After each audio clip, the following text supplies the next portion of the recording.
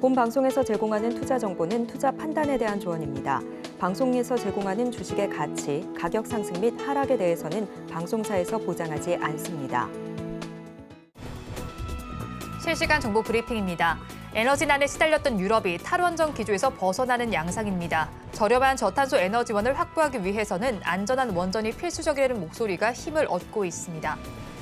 다음 소식입니다. 한국공항 한림원이 25일 서울 서초구 양재동 엘타워에서 대한민국 국방 및 K방산 생태계 진단과 혁신이라는 주제로 272회 NAEK 포럼을 개최한다고 밝혔습니다. K방산 부흥의 기회를 지속시키기 위한 차별화된 전략에 대해 학계와 산업계, 정부 관계자의 심도 있는 논의가 진행될 예정입니다. 마지막 소식입니다. HLB생명과학이 대규모 유상증자의 여파로 급락 중입니다. 어제 HLB생명과학은 1,480억 원을 조달하기 위해 주주 배정 후 실권주 일반 공모 방식으로 유상증자를 진행한다고 공시했습니다.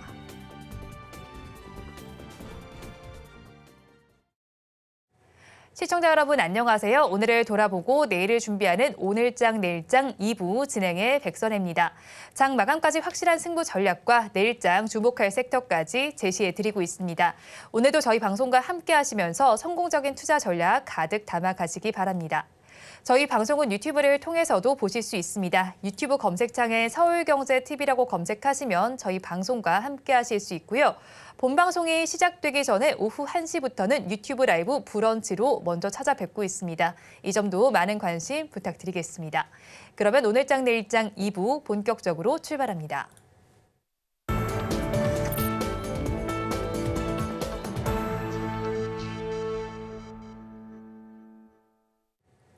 오늘도 두 분과 함께 시장에 대한 이야기 해보겠습니다. IS의 김태성 본부장, 이스토리 정태근 이사와 함께합니다. 두 분 어서 오세요. 네, 반갑습니다. 네, 안녕하세요.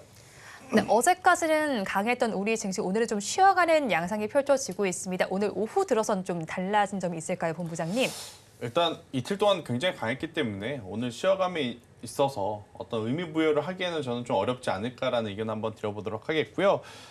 반도체 IT 같은 경우에는 저는 여전히 이 정도의 흐름이라고 하면 계속해서 우리가 추적 관찰하는데 큰 무리 없다라고 좀 보여주고 있습니다. 그리고 이제 반도체 IT의 조금은 이제 소극적인 오늘의 모습을 2차 전지 쪽에 이제 수급이 이제 옮겨오면서 굉장히 이 종목별로 빠른 순환매가 지금 나타나고 있는 우리나라 시장이 아닐까라는 의견 한번 드려보도록 하겠는데요.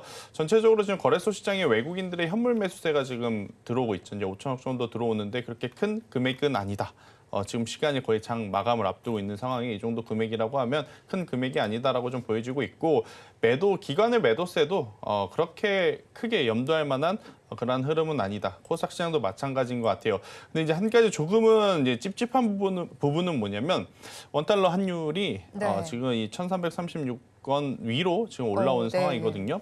여기에 지금 변동성이 좀 나타나고 있어서 이 부분에 대해서는 추후 여러 가지 확인이 좀 필요하긴 하나 환율의 추이를 조금은 이제 체크를 하시면서 어떤 비중을 조절하시는 게 맞지 않을까라는 의견 드려보도록 하겠습니다. 네, 환율의 추이를 좀 살펴보면서 비중을 조절해 보자라고 말씀을 해주셨는데 지금 환율이 14원 50전까지 오르면서 1,336원 80전을 가리키고 있다는 점까지 참고를 해보시기 바랍니다. 자, 그러면 이사님께서는 시장 어떻게 바라보세요?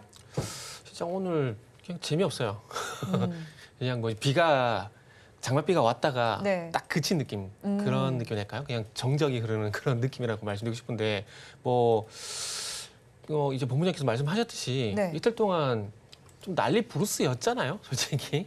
현물 쪽도 그렇고 선물 쪽도 그렇고 외국인들이 정말로 이래도 되나 싶을 정도로 강한 매수가 들어왔었다가 그게 뚝 끊기니까 시장이 지금 뭐 딱 정체권에 들어갔다 보시면 될 것 같죠. 그래서 어제 그제 이 매수의 힘이 여전히 좀 유지가 되다 보니까 오늘 보합권에서 좀 버티는 것 같습니다. 그래서 이제 중요한 건 너무나 당연한 얘기인데 좀 고민스러운 건 이제 조정 이후에 이제 완전히 2,760포인트를 돌파를 할 것인가.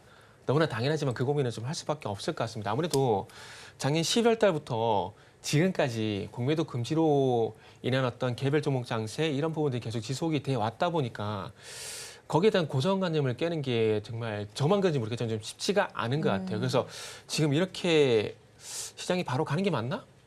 그러니까 이런 생각이 들어요. 그러니까 이게 적절한 비유인지는 모르겠는데 이게 모르는 사람이 맛있는 거 사는다 그러면 따라가야 되나 하게 되면 답은 뻔하잖아요.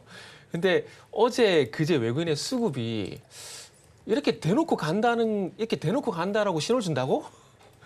그러니까 이렇게 생각이 드는 거죠. 제가 좀 부정적인지 모르겠는데 네. 약간 좀 의심이 돼요.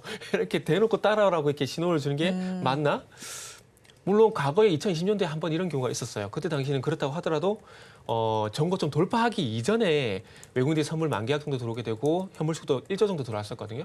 근데 돌파하고 난 뒤에는 그런 흐름 수급이 없었습니다. 물론 지금은 돌파하고 난 다음에 그런 수급이 들어왔다고 판단해도 되겠지만은 그럼에도 불구하고 이틀 동안 이렇게 강력한 수급을 보이면서 물론 작년 6월 달부터 진행되는 뭐 저항대이기 때문에 그런 수급이 들어와서 뚫어야 된다라고 얘기하게 된다면 뭐 거기도 그 말도 좀 수긍이 되는데 그럼에도 불구하고 지금 이제 모르는 사람이 맛있는 거 사준다고 해서 따라가야 되는 게 맞나? 라는 생각이 좀 들어서 저는 일단 판단을 다음 주로 유보를 해보고 싶고 그리고 중요한 건 오늘 시장 상황은 어제 그제만큼은 아니지만은 현물 네. 쪽에서 어쨌든 5천억 정도 매수가 들어오고 있거든요. 그리고 여전히 오늘도 삼성전자 네. 진짜 폭발적으로 사고 있는 그런 장이다라는 말씀드리고 싶네요. 네, 일단 오늘 장은 좀 쉬어가긴 하지만 외국인의 매수세 코스피 시장을 중심으로는 유입이 되고 있다는 점을 짚어주셨습니다. 자, 그리고 에코프로 형제의 소식을 좀 짚어보겠습니다. 올해 뭐 배당이 없다고 결정을 했는데 지금 두 형제가 나란히 중간 배당을 좀 추진할 것이라는 소식이 전해져 오고 있습니다. 주주 환원에 대한 이야기가 뭐 시장의 분위기로 형성이 되면서 이런 좀 결정이 나온 것 같은데 본부장님께서는 이 소식 어떻게 바라보세요? 이걸 너무 딥하게 받아들일 필요는 없을 것 같고 네. 주면 좋은 거고 안 준다고 그렇게 섭섭할 필요는 없을 것 같아요. 사실 이제 우리가 에코프로 그룹주들을 투자를 함에 있어서 배당 받으려고 한 거 아니지 않습니까? 네. 그렇기 때문에 저는 뭐 이 부분에 따라서 투심이 갑자기 좋아졌다 나빠졌다 할 내용은 아니다. 대신에 고점 대비 이제 굉장히 많이 이 조정의 폭이 깊었기 때문에 어떤 주주분들의 이 심리를 좀 달래주려는 모습을 보이는 것은 굉장히 또 좋게 봐야 되지 않을까라는 얘기 한번 드려보도록 하겠는데요. 일단 전체적으로 좀 2차 전지라든지 전기차 같은 경우에는 저는 계속해서 이제 똑같은 뷰를 좀 말씀드릴 수 있을 것 같아요. 그러니까 없으신 분들에게 신규 매수는 충분히 가능한 구간이에요. 그러니까 리튬의 가격도 지금 회복하고 있고 뭐 여러 가지 이제 새로운 기술력에 대한 관심도도 이제 높아져 가고 있고 하지만 이제 가장 중요한 것은 어떤 한 시대의 이 기술 혹은 이제 이 기업의 주가를 오름에 있어서 공급단에서 이제 조절로 이제 오르는 게 아니라 앞서서 이제 수요단에서 이제 수요가 폭발하면서 이제 올라가야 되는 그게 이제 가장 정석적인 부분인데 지금 2차 전지는 그게 부족하잖아요. 그래서 기존에 가지고 계셨던 분들 같은 경우에는 이 앞선 그러니까 수요의 어떤 회복을 먼저 확인을 한 다음에 그때서는 비중을 확대하는 게 맞지만 그렇지 않다라고 하면 여전히 일단 보유하고 있는 물량만 이제 가지고 가시면서 에코프로 만약 이번 뉴스의 변동성을 보이게 되면 비중을 이제 조절하시는 것도 고려해 보시는 게 맞을 것 같고 대신에 이제 없으셨던 분들에게는 저는 충분히 네. 천천히 이제 모아간다라는 개념의 어떤 일정 부분의 투자는 괜찮지 않을까라는 의견을 한번 드려보도록 하겠습니다. 네, 2차 전지주는 지금 회복 구간에 진입을 했다라고 정리를 해주셨고요. 그리고 에코프로 BM의 경우엔 코스피 이전 상장도 추진 중입니다. 이에 대해서 NH투자증권에서는 이 부분을 좀 바라보면서 목표 주가를 좀 높인다는 리포트도 내놨거든요. 네. 이런 부분은 좀 어떻게 저희 바라볼까요? 코스피로 이전 상장이 되면 어떤 효과가 또 나타날 수 있을까요? 그러니까 그냥 간단하게 말씀드리면은 제가 야구 선수인데 미국에 갔어요. 네, 그럼 마이너에 있는 게 나을까요? 메이저에 있는 게 나을까요? 메이저죠. 그냥 비교하자면 그런 거예요. 그런데 이렇게 되면은 에코프로 BM이 물론 좋은 일이긴 하죠. 좋은 일이긴 하겠는데 그러면 코스닥은 누가 지킵니까? 코스닥은 이런 식으로 다 빠져나가게 되면은 아니 코스닥을 미국의 나스닥처럼 키운다면서요.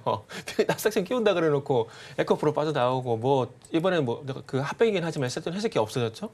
그러니까 코스닥의 우량주가 계속 사라지게 되면 이건 계속해서 테마 시장을 만든다라고 보는 게 맞지 않을까요? 그런 게 나쁘다고 이렇게 많이 이슈가 되고 있는데 이런 식으로 뭐 조금 이제 주가 좋아지고 실적 잘 나오면 코스피도 다 전 도망이라 할게요. 그냥 이전 말고 도망이라 할게요. 네. 코스피를 다 도망가 버리게 되면 코스닥은 진짜 누가 지킵니까? 코스닥을 나스닥을 키운다 그러면서 이런 건 좀 제재를 해야 되지 않을까라는 생각이 좀 들거든요. 그리고 중간 배당 도입한다 그러는데 네. 뭐 자본잉여금을 이익잉여금으로 5천억 옮겨가지고 이거를 배당으로 푼다 그러는데 그렇게 한들요? 지금 에코프로가 이제 62만 9천 원 그리고 그리고 에코프로 뱀이 27만 8천 원이거든요. 5천억을 옮겼을 때 지금 유통하고 유통주식수를 감안했을 때 주당 돌아가는 중간 배당 금액이 와 정말 따뜻하다 이런 생각이 들 정도로 올까요? 저는 절대 아니라고 보거든요. 차라리 액면 분할을 하지 말고 그냥 코스닥에 남아 계세요. 그게 주주들한테 더 도움이 되지 않을까요? 용꼬리가 되는 것보다는 지금은 표현이 적절한지 모르겠습니다. 뱀 대가리가 저는 되는 게 맞다라고 봐요. 네. 그러면은 코스닥 쪽에서 그만큼 많이 저는 부각이 될 거라고 보거든요. 그리고 액면 분할은 저는 안 했으면 좋겠습니다. 액면 분할 해가지고 과거에 아모레퍼시픽 그리고 삼성전자 액면 분할하고 난 다음에 주가가 좋았습니까? 아니었거든요. 제가 볼 땐 주주들한테 그렇게 도움이 안 되는 선택이라고 봐요. 액면 분할 같은 경우에. 물론 미국처럼 실적 발표할 때 실적 포인트를 영업이익이 아니라 주당 수익에 맞춰가지고 주당 수익만큼 해가지고 돌아가는 어떤 주주 하는 식이 많다면 제가 굳이 반대할 이유가 없거든요. 그러다 보니까 미국 같은 경우, 애플 같은 경우 분할해도 주가 계속 가잖아요. 네. 그게 왜 그럴까요? 그러니까 주가가 가는 만큼 실적이 좋아지는 만큼 주식수 늘어나는 만큼 주주한테 돌아가는 게 더 많기 때문에 그런 현상이 나타나는 건데 지금 에코프로가 액면 분할한다고 해서 주주한테 가는 게 뭐가 있는데 또 깨놓고 얘기해서 아무것도 없어요. 솔직히 해서. 이런 건 제가 볼 때는 안 하는 게 차라리 주주한테 도움이 된다고 봐요. 그리고 에코프로가 지금 주가가 6,300만 원, 630만 원이에요. 그건 아니잖아요. 63만 원짜리가 지금 분할이 5대1 하나요? 5대1 하기는 여기서 5로 나누게 되면 10만 원 된 거잖아요. 이게 그 에르메스 백도 그렇고요. 네. 페라리도 그렇고 그만큼 비싸기 때문에 그만큼 가치가 있다라고도 저는 생각을 합니다. 네. 그렇기 때문에 저는 삼성전자가 만약에 액면 분할을 안 했다라면은 저는 한 350만 원 가 있다고 봐요. 그 우리가 소위 말하는 워렌 버핏 되게 많이 칭송을 하고 있잖아요. 그래서 버크셔 해서웨이 네. 주가 얼마나 비쌉니까? 이건 인터넷 검사 한번 해보세요. 얼마나 비쌉니까? 근데 그 회사들은 안 하잖아요. 그러니까 그만큼 가격이 비싼데 가치가 있고 그걸 인정해준다라는 거죠. 그래서 비쌀 때는 다 비싼 이유가 있는 거고 쌀 때는 다 싼 이유가 있는 거잖아요.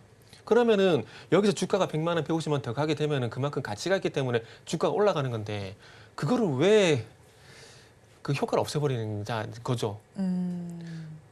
제가 이렇게 비하 발언이 될 수가 있는데 정말 조심스러운데 누구나 다 가질 수가 있으면은 그만큼 가치가 떨어진다고 보셔야 되는 거예요. 에르메스 백도 그만큼 비싸고 살 수 없기 때문에 그만큼 가치가 있다고 보는 거거든요. 네. 아마 유튜브에 또 악플이 올라올지 모르겠는데 저는 그렇게 생각을 합니다.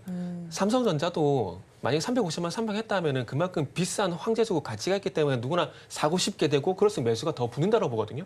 우리는 적극적으로 이적으로 봤을 때 수익을 내서 투자자잖아요. 네. 그럼 주가가 올라가야 정상인 거잖아요. 그러면 분할 안 하는 게 더 도움이 되는 거죠. 살 수가 없어야 네. 주가가 올라가는 거잖아요. 단순 논리로. 제가 좀 제 개인적인 감정을 너무 많이 실었나 싶은데 뭐 최근 에코프로하고 에코프로 BM 그룹을 보면은 네. 그런 생각이 주관적으로 지극히 객관적으로 말씀드려야 되는데 네. 지극히 주관적으로 이런 생각이 좀 드네요. 약간 좀 분노를 하신 것 같아요. 근데 사실 뭐 에코프로 BM만 이전 소식이 전해진 게 아니고요. 코스닥에서 대형주다 하면 코스피로 이전 상장하는 현상이 뭐 계속 나오고 있습니다. 이렇게 계속해서 코스피로 이전을 한다면 코스닥 시장에서는 이제 소수 종목의 지배력이 강화될 수 있다는 분석이 나오고 있거든요. 이런 현상 사실 꼭 바람직한 현상으로만 볼 수 있진 않을 것 같거든요. 본부장님 의견 어떠세요? 안 좋죠. 네. 그러니까 이제 이 문턱에 대한 부분을 조금 저는 높여야 된다라는 생각도 있고 물론 지금도 높습니다. 그런데 이제 그 문턱을 넘기기 위해서 흔히 우리가 이제 패납계라고 하죠. 패시브 자금이 나온 괴물들이라는 네. 표현이 이제 요새 이제 생길 정도로 몇몇 종목 기업들이 이제 수급이 엄청나게 쏟아지는 현상들이 많았었잖아요. 그런 것들을 어떤 이제 좀 제재를 해줄 수 있는 방법들이 먼저 현실화되고 나서 그 다음에 이제 이 다음을 좀 생각을 해봐야 될 것 같은데 지금은 사실 이 기업이 뭐 성과 혹은 실적 그런 것보다 네. 일단 투심이 더 중요한 것 같아요. 네, 투심에 따라서 패시브 자금이 들어오고 또 그렇게 돼서 어떤 기준을 넘어서 또 이제 이전 상장이 되고 그런 모습들이 많기 때문에 이 기업의 정확한 밸류 혹은 기업의 어떤 성장성을 정확하게 판단하는 기준이 다소 좀 아쉬운 그런 상황이다라고 좀 보여지고 있고 저는 이런 모습들은 넘어가는 코스피에도 안 좋고 또 이제 몇 개 남지 않는 코스닥에게도 모두 안 좋은 결과를 좀 낼 수 있는 부분이 아닌가라고 생각이 드는데 이 기업에 투자하는 또 투자자들의 마음은 다를 겁니다. 네. 네, 일단 시장이 어찌 됐든 내가 이 기업에 투자를 했는데 그 기업이 코스피로 이전한다? 그러면 아마 좋아할 거예요. 다들 네. 이제 좋아할 텐데 문제는 우리나라 시장의 가장 큰 어떤 단점 중에 하나 혹은 패턴 중에 하나가 뭐냐면 이런 대형 이벤트가 있으면 그 전에 이미 올라가고 막상 움직이고 나면 또 새로운 네. 현상이 나타날 가능성이 높아서 아마 매매를 할 수 있는 난이도가 더 올라갈 가능성이 저는 높지 않겠는가라는 의견을 한번 드려보도록 하겠습니다. 네, 더 올라갈 수 있는 가능성이 좀 있겠다. 사실 이제 코스닥 시장에서 계속해서 코스피 시장으로 이전하는 부분은 그다지 좋지는 못한 현상이다라고 정리를 해주셨고요. 지금 시간 3시 4분을 가리키고 있습니다. 종가 베팅할 섹터 좀 먼저 알아볼게요. 자, 이사님께서 어떤 섹터 가지고 오셨을까요? 제가 섹터 고민을 되게 많이 했어요. 네. 왜냐하면은 이거를 조선이라고 얘기해야 되나 반도체 얘기해야 되나 고민을 많이 했는데 일단 어쨌든 최근에 반도체 이슈가 있어가지고 그냥 반도체로 픽을 했습니다. 네. 이유는 잠시 후 종목에서 말씀을 좀 드릴게요. 일단은 뭐 반도체 같은 경우는 이슈를 말씀 안 드려도 뭐 다들 잘 알고 계실 겁니다. 지금 이제 레거시 소부장까지 이제 네. 들썩거리고 있잖아요. 네. 어제 완전 난리 났잖아요. 오늘은 또 반대로 또 이게 축 찬물 끼얹어 버리고 반도체 같은 게 이제 마이크론 흑자 전환.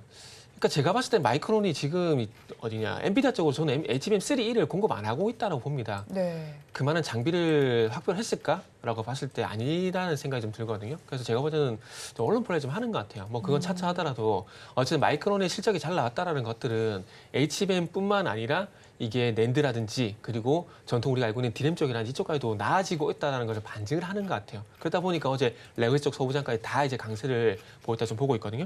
그래서 이런 부분들 때문에 앞으로 이제 계속해서 소부장 쪽으로 관심을 좀 가져야 될 것 같고 그리고 이제 삼성전자가 이제 마이크론 실적이 좀 잘 나오게 되면서 물론 하이스도 마찬가지죠. 이제 실적이 이번에 1분기에 상당히 좀 기대가 됩니다. 일단은 지난번보다 개선된 실적이 분명히 나올 거라 예상이 되고 얼마만큼 이제는 가이던스가 이제 중과사마다 이제 경쟁을 하듯이 올라가느냐 이게 좀 관건에서 생각이 들어요. 그리고 이제 삼성전자 같은 경우도 이제 DRAM 생산량 같은 경우도 2분기부터는 이제 작년 수준만큼 이제 회복이 될 전망이라고 합니다.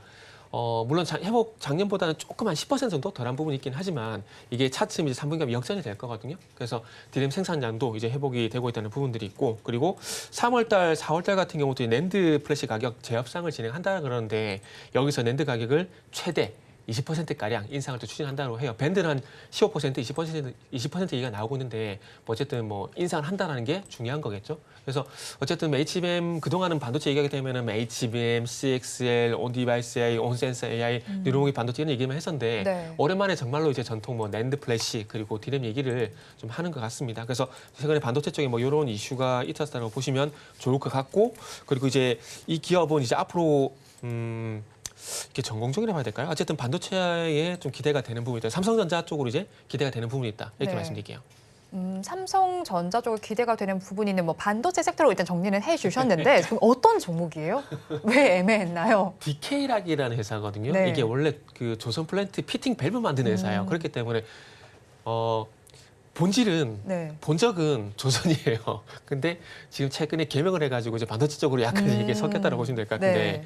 이게 조선용 그리고 플랜트용 이제 피팅 밸브를 만들고 있는데 최근에 이제 반도체용 피팅 밸브 이거를 작년부터 콜 테스트를 받고 있었어요. 받고 있었는데 삼성전자 이번에 제품 승인을 받게 되면서 이제 공급이 시작이 될 거거든요. 그러면서 이제 삼성전자뿐만 아니라 이제 전반적인 배터리 아니라 반도체 쪽에 이제 전방 업체들하고 이제 해외 쪽의 배터리 뭐 TSMC라든지 이런 쪽으로도 삼성전자 승인이 났기 때문에 그쪽으로 이제 공급을 이제 추진할 거라고 얘기가 나오고 있습니다. 지금 피팅 밸브 같은 경우는 전체 매출에서 한 10%가량이 반도체용이거든요. 네. 근데 이제 삼성전자 공급하게 되고 해외 쪽 공급하게 된다라면은 앞으로 반도체 부문이라 될까요? 이쪽이 올라갈 거기 때문에 그렇게 되면 이제 앞으로 이거는 뭐 조선 부품주라 조선 기자적으로 봐야 될지 반도체 이렇게 부품이라 봐야 조금 헷갈릴 것 같다라는 좀 생각이 들더라고요. 그래서 이제 2025년도에 반도체 부분의 어떤 피팅 밸브 매출을 한 400억대 정도 일단은 목표를 하고 있다고 합니다. 일단 회사에서 예상을 하고 있다는데 네. 예상보다는 목표라고 보는 게 좀 맞는 것 같고요. 그리고 최근에 이제 초음속 전투기, 최근에 또 방산이 이슈가 되고 있잖아요. 네. KF21 개발에도 참여해가지고 시제기에 들어가는 특수 밸브 제품도 공급을 성공하게 되면서 조금 영역을 넓혀 나가는 것 같아요. 그래서 이런 것들이 앞으로 좀 긍정적인 평가를 받지 않을까 생각이 들고 차트 좀 잠시 좀 볼게요. 네. 이 차트는 개인적으로 좀 상당히 좀 좋아하는 차트입니다. 어떤 차트냐면은 주가가 하락을 하고 있고 거래량이 거의 없잖아요. 없다가 대량 거래가 발생되게 되면서 이렇게 변동성이 나오는 것들을 저는 이게 상승의 출발점으로 해석을 하거든요. 그래서 이 날짜를 보게 되면은 3월 18일 날 방금 말씀드린 삼성전자 이슈가 나왔다가 현재 주가 좀 조정을 받고 있는데 그럼에도 불구하고 어제 오늘 보게 되면 8,600원 대에서 잘 버텨주고 있어요. 그러면 여기서 반등 준비를 이제 하니까 다시 한번 월선 돌파 시도를 하지 않을까 이런 판단을 좀 해봤습니다. 그래서 마지막으로 가격 전략은 목표가 같은 경우는 일단 깔끔하게 만원 잡았고요. 손절가는 8,300원 제시하도록 하겠습니다. 종가 베팅하시고 DK락을 가지고 오셨습니다. 목표 주가가 10,000원이고요. 손절 라인 8,300원입니다. 이어서 본부장님의 종가 베팅 섹터 알아볼게요. 일단 통신장비주를 네. 이제 좀 보셔야 될 것 같은데 어제 굉장히 강했죠. 일단 오늘은 뭐 전체적으로 좀 쉬어가고 있는 모습을 보이고 있는데 AI 생태계 확장성이 어디까지 이제 갈 것인가 이제 이 고민을 좀 해볼 필요는 있을 것 같습니다. 단순히 이제 AI 관련한 기업들뿐만 아니라 보면 이제 전력기기, 그러니까 변압기, 뭐 혹은 전선 그리고 이제 그 다음에 원전 그리고 이제 최근에는 통신기기까지도 AI의 수혜를 받을 수 있다라는 이야기들이 이제 많이 나오고 있어서 이 관련주들 특히 이제 부품주들이 굉장히 좋은 모습을 좀 보이고 있는데 그것이 아니더라도 이제 올해에는 이 5G, 6G 관련 통신 부품주들에게는 굉장히 중요한 이벤트들이 많다라고 좀 보시면 될 것 같습니다. 일단 전체적으로 이제 국내 기업들도 국내 기업이지만 이 해외 이 빅테크 기업이라고 볼 수 있는 이제 중국 쪽 화웨이라든지 노키아가 이 5G 이제 어드밴스드 이제 상용화를 이제 올해부터 이제 본격화하겠다라는 이야기를 했기 때문에 이 중화권적으로 이제 매출 빈도가 높아질 가능성이 굉장히 높다라는 게 이제 첫 번째고 또 우리나라도 주파수 경매가 올해 여름에 지금 한 건이 있거든요. 그리고 이제 우리나라 국내뿐만 아니라 해외 이 주파수 경매도 올해 연말에 또 한 번 더 있는데 이제 이게 이제 6G 가능성이 굉장히 높아서 주파수 경매에 따른 어떤 테마적인 흐름, 기대감까지도 가져볼 수 있는 요소들이 굉장히 많다라고 좀 보여지고 있어서 이 주파수 경매가 진행됨에 따라서 당연히 이제 낙찰이 되게 되면 인프라를 깔아야 되고 또 인프라를 통해서 수혜를 받을 수 있는 이제 부품주들에게는 정말 또 한 번 오랜만에 이 돈을 벌 수 있는 저는 기회가 오고 있지 않나라는 의견을 한번 드려보도록 하겠습니다. 네, 그럼 그 안에서 어떤 종목 저희가 바라볼까요? 일단 이노와이어리스라고 하는 기업을 가지고 나왔는데 사실은 지금 AI 생태계 확장성에 따라서 보면 전선주들 그리고 이제 통신장비주들 거론이 되잖아요. 근데 아마 시간이 많이 걸릴 가능성이 높습니다. 그 이야기는 뭐냐면 전선주도 우리가 좋다라고 하지만 실제로 AI 관련한 매출은 제로입니다. 해외 매출 빈도도 아직까진 제로예요. 통신주도 마찬가지입니다. 우리가 지금 AI 생태계가 통신주에게까지 힘을 뻗겠다라고는 하지만 지금 엔비디아 기준으로 보면 무선과 무선의 어떤 서버 형태가 아니라 이 건물 안에 이제 이 탑재되어 있는 어떤 유선상의 이제 서버 그것은 이제 먼저 지금 드라이브를 걸고 있는 상황이라 통신 장비주들이 사실 이제 AI 시대에 직접적으로 돈을 벌기까지 굉장히 시간이 많이 걸리거든요. 네. 그러면 그 산업이 개화하기 전에 돈을 벌 수 있는 캐시카우 역할 혹은 기술력을 갖고 있느냐 저는 그게 이제 가장 중요하기 때문에 실적이 있는 5G 기업에 저는 주목을 하셔야 되지 않을까라는 생각이 들어서 그 기준으로 본다면 이제 이노와이어리스 혹은 이제 솔리드가 이제 떠오르는데 솔리드는 제가 지난번에 한번 이야기를 한 적이 있어서 네. 이번에 이제 이노와이어리스를 좀 말씀을 드리는 것이고 또 이제 주파수 경매 기준으로 봤을 때 일반 주파수보다는 초고주파 관련한 이제 주파수의 어떤 상용화에 대한 기대감이 굉장히 높고 또 그렇다라고 하면 이 이노와이어리스가 가지고 있는 이제 스몰셀, 그러니까 스몰셀이 뭐냐면 기지국과 기지국 사이에 터지지 않는 어떤 조금 복잡한 부분들이 있거든요. 그 부분들을 이제 개선을 해주는 쪽이 이제 스몰셀인데 이 스몰셀에 대한 수요가 늘어날 가능성이 굉장히 높다라고 좀 평가를 받고 있어서 만약 통신 장비주를 보신다라고 하면 저는 이 이노와이어리스를 좀 보시는 게 좋을 것 같고요. 또 5G, 6G 어드밴스 장비 관련해서 국내 매출 빈도뿐만 아니라 미국이라든지 유럽, 일본 쪽에 이제 매출 비중도 굉장히 좋은 회사이기 때문에 저는 이노와이어리스 관심 있게 보자라는 의견 드려보도록 하겠습니다. 네, 이노와이어리스 관심 있게 보자라고 말씀을 전해주셨는데 가격 전략 저희가 어떻게 잡아갈까요? 네, 일단 뭐 5G 관련주들은요 차트 보시면 다 비슷합니다. 네, 비슷하다라는 게 뭐 참 안 좋은 이야기일 수도 있겠지만 너무나 오랜 기간 동안 소외를 받아서 올라올 때마다 이 약성 매물들이 좀 많이 나올 가능성이 높아요. 그래서 이제 올라올 때 정말 강력한 뉴스가 아닌 이상 계단식 상승이 나올 가능성이 높아서 너무 서두를 필요는 없다라는 생각이 들고 있고요. 저는 현재 구간에서 매수 충분히 가능하다라는 의견 대신에 최근에 이제 이 하단이라고 볼 수 있는 26,000원이라는 가격대 밑으로 내려오게 되면 꼭 손절을 하시는 게 맞다. 대신 여기서 올라오게 된다라고 하면 1차적으로는 32,000원이 이제 가장 중요한 포인트일 것 같은데요. 이 구간이 넘어가게 되면 35,000원 충분히 넘어갈 수 있지 않겠는가라는 의견 드려보도록 하겠습니다. 네, 이노 와이어리스를 가지고 오셨고요. 목표 주가는 35,000원, 손절라인 26,000원 제시를 해주셨습니다. 자, 그리고 오늘 시장에서 살펴보니까요. 화장품 섹터도 좀 잘 가는 모습이 나타나고 있는 섹터 전반은 강보합권 정도에서 움직임이 나타나고 있는 상황인데요. 여기서 토니모리가 실적을 발표를 했는데 7년 만에 흑자 전환을 했다라는 소식이 좀 들어오고 있습니다. 2016년 이후로 연결 흑자 전환에 성공했다는 소식이 들어오는 만큼 주가 역시도 또 반응을 해주고 있습니다. 토니모리 지금 주가 양상을 살펴보니까요. 5.59%의 강세가 나타나고 있습니다. 차트가 지금 우하향 기조를 보이다가 다시 또 좀 반등을 하는 기조가 나타나고 있는데 이 종목 저희 어떻게 네. 바라볼까요? 작년 상반기 때 이랬더라면 이라는 물음표 만약을 좀 제시해 보고 싶네요. 네. 왜냐하면은 작년 뭐 상반기에 갔던 섹터들이 상당히 많은데 그 중에서도 화장품도 잘 갔었습니다. 잘 갔었는데 결국 그때 당시 같은 경우에 이제 중국 진행됐던 기업들, 북미 쪽이라든지 유럽 쪽이라든지 인디 브랜드를 공략하게 되면서 아시겠지만 립 관련된 제품을 만드는 회사들이 주가 상당히 잘 갔었거든요.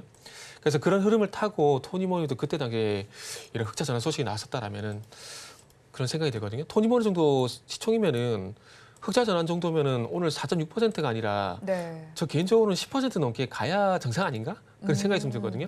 최근에 뭐 올해 1월 달 같은 경우는 20% 이런 상승이 나왔었는데 이런 상승이 나와야 되는데 요 정도 4.6% 글쎄 이게 만족이 될지 모르겠지만 요 정도 상승이면은 그냥 뭐 흑자 전환 됐구나 뭐 이렇게 정도 시장에서 반응을 하는 것 같아요. 그래서 그만큼 뭐라 해야 될까요? 그 참 타이밍도 중요한 것 같아요.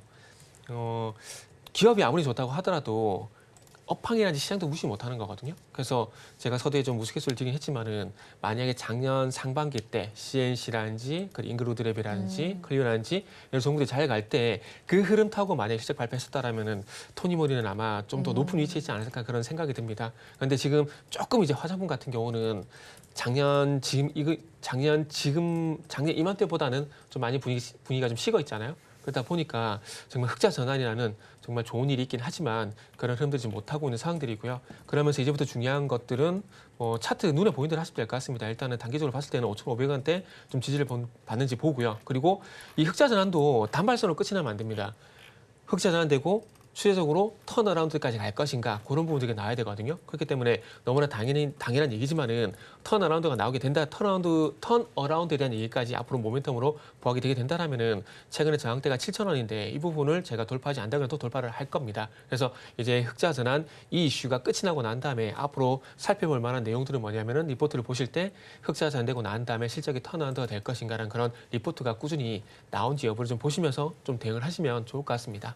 네, 앞으로 실적 턴어라운드에 대한 리포트가 나온지를 확인하면서 좀 살펴보자라고 정리를 해주셨고요. 그런데 뭐 이전에는 화장품주 중에서도 중소형주단이 잘 갔다면 최근에 또 대형주에서 좀 좋은 리포트가 나왔죠. LG 생활건강에서 나온 리포트를 보면 뭐 더 이상 뭐 바닥이 없다 이런 내용의 리포트였어요. 그리고 뭐 면세 쪽에서도 수출 회복이 좀 기대가 되면서 이런 리포트가 나왔는데 그럼 이제는 화장품주 바라볼 때 이제 대형주도 저희 관심 권역에 담아둘까요?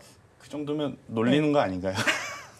네, 좋은 이야기는 아니죠. 네, 좋은 이야기는 아닌데 일단 LG생활건강 같은 경우에는 사실 지금 메리트가 있다라고 보여지는 것은 가격적인 어떤 메리트 그 외에는 아직까지는 더 불확실성이 많고 그나마 조금 나은 것은 이제 아모레퍼시픽인데 네. 이 기업들도 여전히 지금 좀 눈여겨봐야 되는 것들이 좀 많습니다. 최근에 지금 화장품 하면 어디가 대장이죠? 올리브영 아닌가요? 세포라까지 사업 철수하게 만들어냈고 네. 올리브영이 지금 거의 4조에 가까운 매출을 냈는데 이게 LG생활건강과 아모레퍼시픽과 거의 지금 비슷한 상황이다라고 좀 보여주고 있어요. 그렇다라고 하면 올리브영이 왜 이렇게 이제 잘 팔렸는가? 그럼 결국 이제 예전처럼 고부가 가치 제품보다도 일단 중저가형의 이제 제품들이 많이 이제 팔렸다라는 것을 의미하기 때문에 저는 화장품주들을 볼 때 사실 저도 이제 이런 고민을 하게 되죠. LG생활건강이 바닥권에 있으니까 조금은 편안하게 살 수 있지 않겠는가? 네. 그런데 어디까지 올라갈까라고 생각을 해보면 선뜻 답을 못 내립니다. 네, 아무래도 이제 실적에 대한 너무 이 부담이 있어서 그래서 저는 화장품주들을 볼 때 저는 앞선 토니모리도 실적이 좋게 나왔는데 일단 선반영이라고 하는 핑계 때문에 오늘 못 올랐다라고 하면 또 한 번쯤은 다음 주 정도에 기회가 되지 않을까? 만약 이 시장의 수급이 반도체라든지 2차 전지에 가지 못하고 어디 갈까 하다 보면 실적이 나왔는데 많이 못 오른 쪽으로 옮겨갈 가능성이 굉장히 높거든요. 그런 관점으로 보면 저는 토니모리도 일단은 관심 종목에 일단 넣어두시고 보시는 게 맞다라는 생각이 들고 이게 갑자기 기업 이름이 생각이 안 나는데 이게 립 제품을 만드는 기업인데 네. 일단 제가 그거는 한번 더 찾아보고 잠시 후에 아이패밀리 SC 아이패밀리 네. SC구나. 네, 아이패밀리 SC도 보면 실적이 굉장히 좋아요. 네. 실적이 굉장히 좋기 때문에 저는 차라리 이런 쪽의 기업의 조정을 노리시는 게 저는 맞지 않겠는가라는 의견을 한번 드려보도록 하겠습니다. 네, 실적이 좋은 기업들의 조정을 한번 노려보자라고 정리를 또 해주셨습니다. 자, 그리고 이어서 좀 SK 하이닉스의 이슈도 좀 살펴보도록 하겠습니다. 뭐 파월 의장의 이슈에 더해서 마이크론까지 가세를 해주면서 사실 뭐 삼성전자가 더 크게 좀 오름세를 나타내기도 했었는데 다시 또 SK 하이닉스가 고개를 들고 있습니다. 자, 그럼 주가도 또 오름세를 나타낼 수 있을 것 같은데 뭐 20만 원 선까지 좀 가뿐하게 돌파를 할 수가 있을까요? 지금 증권사 리포트 가장 높은 이게 또 수정이 됐겠군요. 이것도 업데이트를 좀 해야 되겠네요. 네. 가장 최근까지 본 게 이제 19만 원이라 가지고요. 제가 왜 증권사 얘기를 왜 갑자기 뜬금없이 꺼내냐면은 그러니까 증권사 리포트가 증권사 재산 리포트 최대 가격이 있잖아요. 네. 그거를 돌파를 하거나 아니면 그 밑을 보시는 게 맞는 거거든요. 네. 근데 저는 개인적으로 한미 반도체 같은 경우는 그전에 한 10만 원 정도, 그리고 하이닉스 같은 경우는 20만 원 정도 여전히 목표가를 지금 잡고 있는 상황이에요. 그래서 저는 하이닉스가 20만 원 정도 충분히 좀 갈 거라고 좀 생각을 하고 있고, 그렇게 본다라면 아직도 추가 상승 열려 있다고 봅니다. 그리고 그 앞단어 더 중요한 부분은 뭐냐면, 제가 그 방송 초반에 브리핑할 때 그 종목별 장세, 개별 종목 장세 계속해서 말씀드렸는데, 만약에 이제 다음 주도 이 삼성전자가 주도하는 대형주 장세가 나오지 않게 된다라면은 결국 반도체는 다시 제자리 돌아가서 하이닉스를 봐야 되는 그런 상황이 또 올 거라고 봅니다. 그렇게 본다라면은 이제 하이닉스가 대장이 되고 그럼 하이닉스는 20만 원 정도 충분히 갈 수 있는 여력이 생기게 되고 그러면서 하이닉스의 낚시 효과가 기대가 되는 HBM이란지 그리고 전공종 뭐 레거시도 마찬가지로 그쪽으로 이제 움직일 수밖에 없지 않겠나라는 생각이 들어요. 그리고 HBM의 어떤 적정 단수 올라가게 되면서 이제 패키징, 첨단 패키징에 대한 얘기가 나오게 되면서 또 마찬가지로 이제 뭐 테스트 소켓이란지 뭐 검수 장비 이런 후공용 쪽으로도 네. 주목을 받지 않을까 좀 생각이 들고 있고요. 어쨌든 HBM 같은 경우는 하이닉스가 대장이라는 얘기를 드릴 수밖에 없을 것 같습니다. 올해 뭐 이 전체 디램 매출에서 이제 HBM이 차지하는 매출 20%까지 올라간다는 얘기가 나오고 있는데 그만큼 앞으로 수요가 계속해서 높아지게 된다는 거죠. 그러면 거기서 앞서 나가고 있는 것이 어쨌든 삼성전자 마이크론보다는 하이닉스이기 때문에 어쩔 수 없이 봐야 된다는 생각이 들고 지금 젠슨왕이 이제 삼성전자 부스에 찾아가가지고 HBM3 이 그 홍보 이제 제품이 될까요? 모델에다가 사인했는데 네. 그 사인을 한 거 가지고 이제 삼성 전자의 HBM3가 공급을 한다는 뉴스가 나오는데 그거 보고 지금 웃음밖에 안 나온다 생각이 들거든요. 네. 아니 콜 테스트를 통과해야 되는 거지 젠슨왕이 사인했다고 그게 바로 공급이 되는 겁니까? 그건 아니잖아요. 그래서 제가 뭐 언론 기사를 보면서 그 기자님 기사를 보면서 좀 이런 기사는 조금 아닌데라는 생각이 들었거든요. 그러니까 이런 얘기 제가 왜 말씀을 드리냐면은 잘 보세요.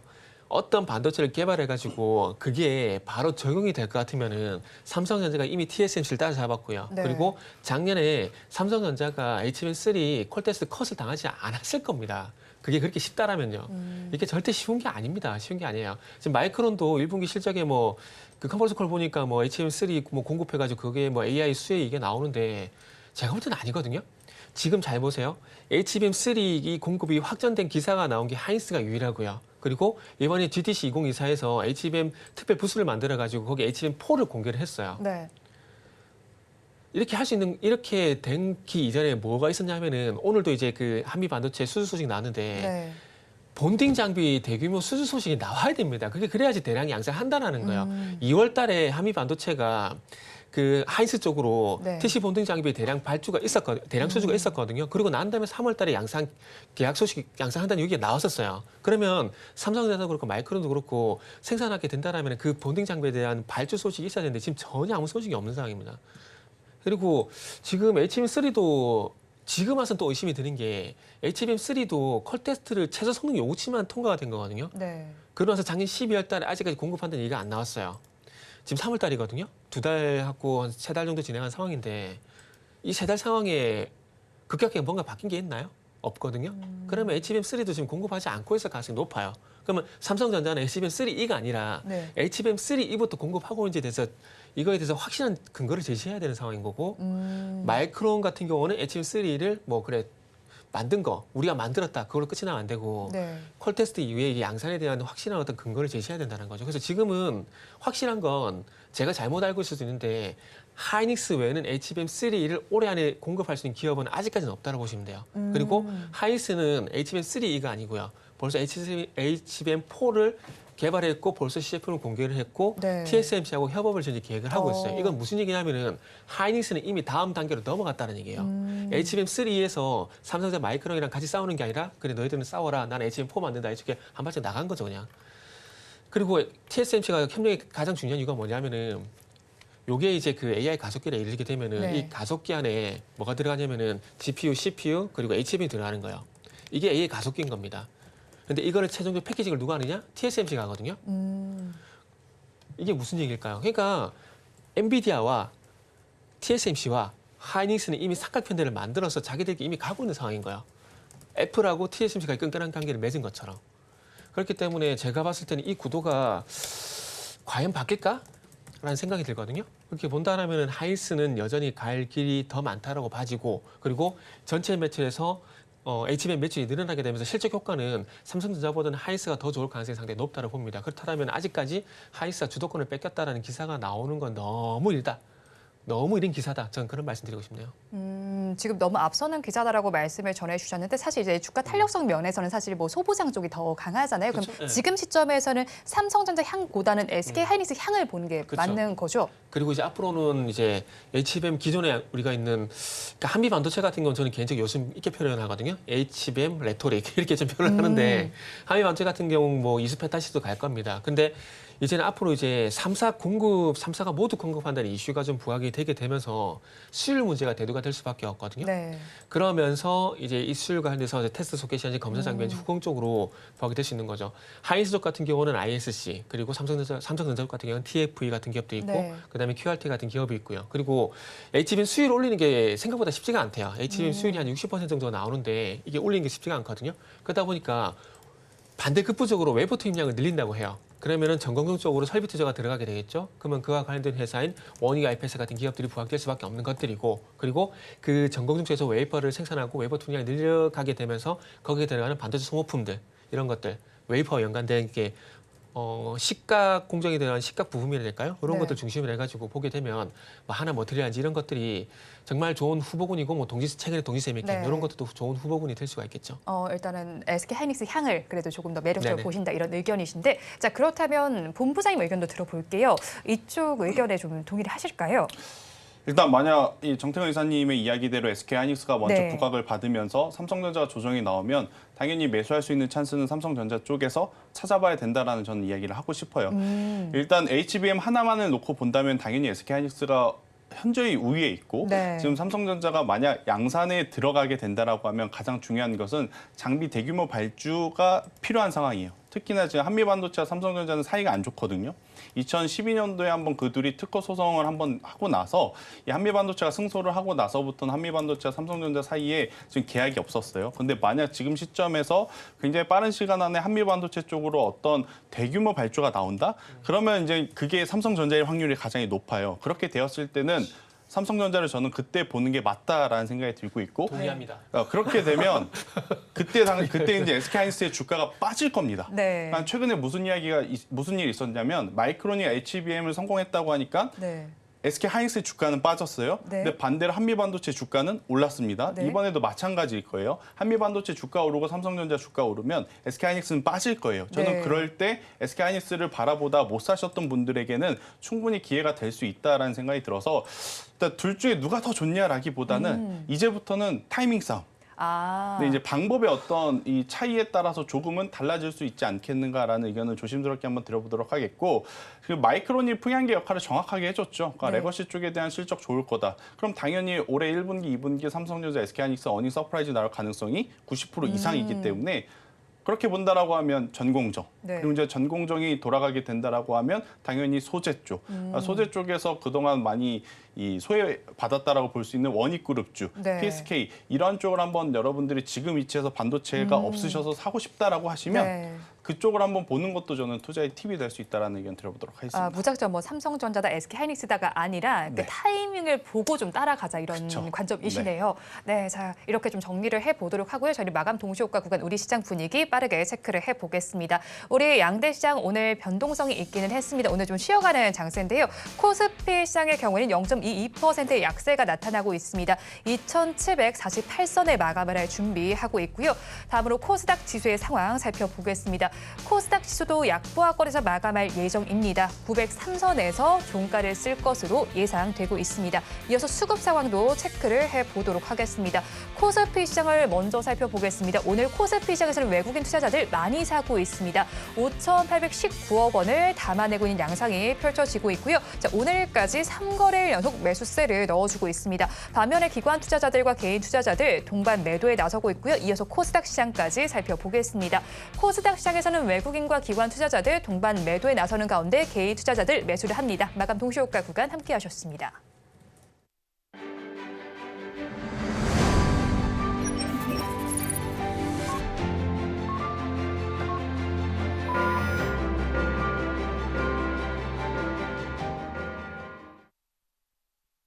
주말을 앞둔 우리 시장 마감을 했습니다. 지금 혼조 양상을 마감을 한 것으로 나타나고 있는데요. 업종별로 어떻게 마감을 했는지 좀 살펴보도록 하겠습니다. 코스피 시장을 먼저 살펴보겠습니다. 자, 우리 코스피 시장에서는 상승한 업종보다는 하락한 업종이 더 많이 나타나고 있습니다.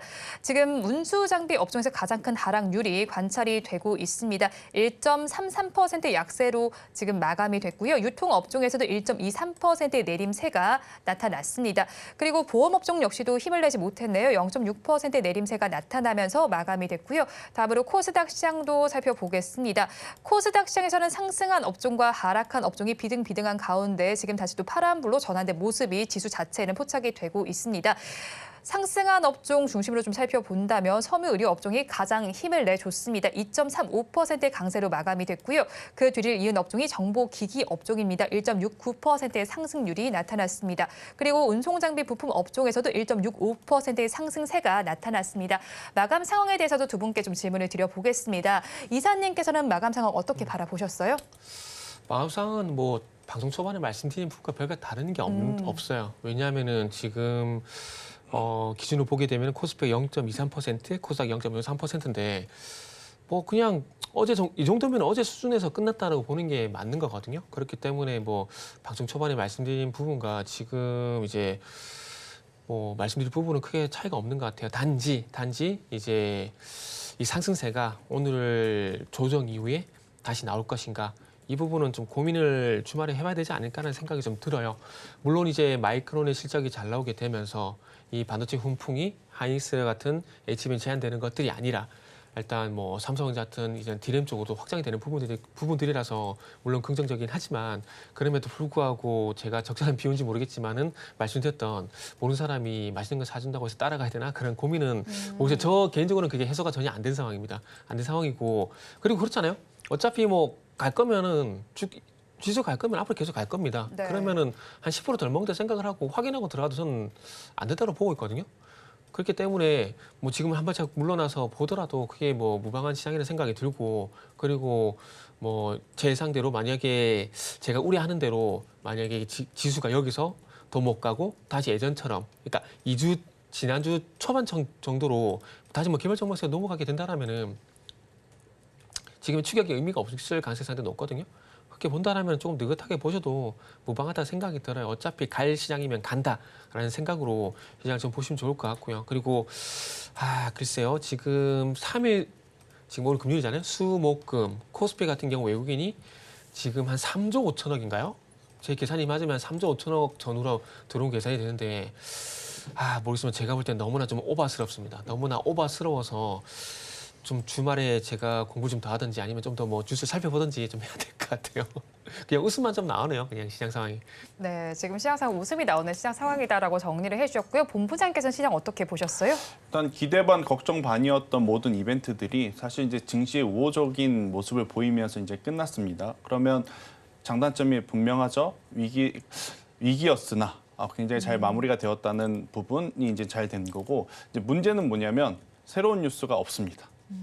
지금 다음 주에 우리나라 시장 어떻게 될까? 우리나라 시장 뭘 중요하게 봐야 될까? 뭐 글로벌 증시에서 무엇을 더 체크를 해야 될까? 생각을 해보면 지금 딱히 떠오르는 큰 이벤트는 없어요.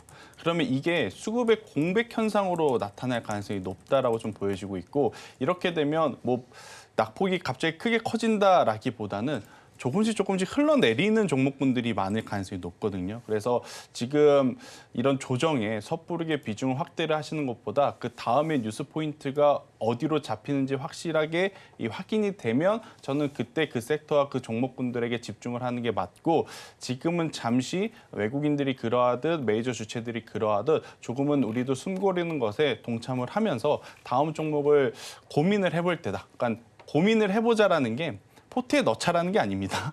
네, 넣기 직전이라는 거예요. 그러니까 넣기 전까지 한번 고민을 해보는 시간을 앞서 이제 이사님께서 이야기하신 대로 주말에 가져보시는 게 저는 좋을 것 같고 또 한 가지 더 말씀드리고 싶은 부분은 만약 반도체 IT를 가지고 있으신데 수익이시다라고 하면 저는 일정 부분은 일단 현금화를 하시는 게 맞을 것 같다라는 의견을 조심스럽게 드려보도록 하겠습니다. 네, 일정 부분은 현금화를 하는 게 맞겠다라고 정리를 해주셨는데요. 자, 그렇다면 저희 지금 시점에서 좀 다음 주에는 어떤 섹터 바라보면 좋을까요? 다음 주는 뭐 딴 거 볼 게 없어요. 그냥 뭐 바이오 제약도 있고 많은 것들이 있겠지만 네. 결국 이제 대장이 누가 되냐 그거거든요. 그러면 반도체 얘기를 할 수밖에 없어요. 다음 주 과연 이제 반도체가 어떤 식으로 이제 일단 갈 건가 말 건가도 중요하고 만약 가게 된다라면은 또 어떤 식으로 갈 건가 이게 또 중요한 부분들이거든요. 과연 주도권을 하이닉스가 계속 가져갈 건가 아니면 삼성전자가 뺏어올 것인가 요거에 따라서 달라지게 되고 그리고 여기서 이제 갈라지게 되면 또 세분화가 돼요. 그럼 여러 가지 시나리오가 또 나오게 되거든요. 만약 삼성 쪽에 가게 된다. 그러면은 이제 아무래도 H&M 쪽보다는 오늘 많이 빠지긴 했지만 그럼에도 불구하고 레거시 쪽이라든지 유진테크, 원익 IPS, FNS테크 뭐 이런 부분을 포함시켜가지고 그리고 코미코 그리고 동진 세미캠 이런 것들을 이런 쪽으로 방향을 잡을 수밖에 없는 부분들이고 만약에 하이닉스가 다시 가게 된다. 그러면 다시 H&M 쪽으로 봐야 되지 않을까 생각이 들거든요. 그렇기 때문에 오늘 저만 그런가요? 왜 이렇게 머리가 아프죠? 계속해서 봐야 될 게 너무 많다는 생각이 들어서 좀 많이 헷갈립니다. 그래서 일단은 레거시 쪽, HBM 쪽 해가지고 일단 내가 볼 종목 몇 개만 딱 선정을 해가지고 그걸 리스트업을 하셔가지고 다음 주에 분위기를 좀 살펴야 되지 않을까라는 그런 생각이 좀 들어요. 그리고 이제 2차 전지도 좀 봤으면 좋겠는데 2차 전지는 항상 말씀드리지만은 그러니까 순환매 관점에서 말씀드린 겁니다. 순환매 관점에서 말씀드린 건데 어쨌든 뭐 개별 최근에 2차 전지 같은 경우도 개별 이슈에 의해서 계속 어쨌든 좀 훈기가 돌고 있는 상황들이고 최근에 어쨌든 사실 가장 최근에 나왔던 이슈가 46파이잖아요. 삼성 SDI가 지금 흐름이 괜찮아요. 그렇기 때문에 삼성 SDI에 연관돼 가지고 46파이 배터리에 연관된 벤더들, 뭐 TCC 스틸이라든지, 뭐 동국산업이라든지, 동원시스템즈라든지, 상시인스피라든지, 메가터치라든지, 뭐 이런 종목들이 있는데, 그래서 이제 2차 전지 내에서 전체 다 보는 거 아닙니다. 전체 다 보라는 것들이 아니라 최근에 뭐 리튬 포스 같은 개별 이슈가 있거나 아니면은 삼성 SI 같은 46파이 배터리 이런 이슈가 있는 종목들 쪽으로 일단 압축시켜서 이쪽으로 또 순환매가 들어올 건가 이런 부분들 한번 보시면 좋지 않을까 생각이 듭니다. 반도체도 살펴보시고요. 그리고 2차 전지까지도 바라보자고 정리를 해주셨고요. 본부장님께서는 어떤 섹터 바라봐야 된다고 생각하세요? 일단 만약에 오늘 저녁 그리고 다음 주 초에 유가가 올라가는지 올라가지 못하는지에 따라서 저는 다음 주에 봐야 될 섹터도 좀 조절을 해야 된다라고 생각이 들어요. 일단 기본적으로 스탠스는 저도 이사님 이야기대로 반도체를 어떤 메인 주제로 삼고 그 외에 이제 삼성전자 향인지 SK 향인지 아니면 레거시인지 HBM인지 이것은 흘러가는 흐름에 따라서 선택을 해야 되는 것 같은데 그게 아니라 갑작스럽게 또 유가에 대한 이야기 지금 러시아 우크라이나 오늘 뉴스 나오는 거 좀 있잖아요. 이러한 불편한 이슈가 다시 한번 유가 상승의 어떤 기폭제가 돼서 유가가 올라가게 된다라고 하면 최근에 흐름 좋았다가 잠시 쉬어가고 있는 반도체 때문에 쉬어가고 있는 조선 그리고 정의화학 저는 이쪽도 투자의 대안이 좀 될 수 있지 않겠는가 여기에 아까 이사님이 이 종가 베팅 공략주로 나온 DK락도 충분히 엮여 있는 그러한 상황이기 때문에 저는 이쪽을 한번 체크를 해보는 것도 좋다. 대신에 유가가 올라간다라는 전제하에 이 부분도 저는 한번 보시는 게 좋을 것 같고 그리고 이제 추가적으로 좀 짧게 말씀드려보면 오늘 이제 움직였었던 종목군들 중에 게임주들도 이 뉴스를 가지고 있는 쪽은 강했거든요. 뭐 대표적으로 이제 데브시스터즈 같은 기업들 저는 이쪽 한번 돌려보는 것도 괜찮지 않겠는가라는 의견 들어보도록 하겠습니다. 네, 주말 사이 유가 변동성 확인을 해보시기를 바란다고 전해주셨고 게임주도 한번 살펴보자고 정리를 해주셨습니다. 두 분 말씀 여기까지 듣겠습니다. 지금까지 IS의 김태성 본부장, 이스토리 정태근 이사와 함께했습니다. 오늘 두 분 말씀 고맙습니다. 오늘 장 내일 장 2부에서 전해드린 내용도 정리해서 보여드리겠습니다. 화면으로 확인해 보시죠. 오늘 장 내일 장 2부의 핵심입니다. 먼저 정태근 이사의 종가 베팅 종목 DK락입니다. 고객사를 추가 확보할 기대감이 있습니다. 목표 주가는 만원, 손절 라인 8,300원입니다. 다음 장으로 넘어가서 김태성 본부장의 종가 베팅 종목은 이노와이어리스입니다. 스몰셀 시장에서 성장이 기대되고요. 실적 매력도 부각이 되고 있습니다. 목표 주가 35,000원, 손절 라인 26,000원입니다. 본 방송에서 제공하는 정보는 투자 판단에 대한 조언일 뿐 해당 주식의 가치와 수익률을 보장하지는 않습니다. 아울러 서울경제TV와 서울경제신문은 당사의 브랜드입니다. 최근 당사를 사칭하는 피해 사례가 늘어나는 만큼 각별히 주의해 주시기 바랍니다. 오늘 장 내일 장 2부에서 준비한 순서는 여기까지입니다. 주말 잘 보내시고요. 저희는 다음 주 월요일 이 시간에 다시 찾아뵙겠습니다. 오늘도 함께해 주신 여러분 고맙습니다.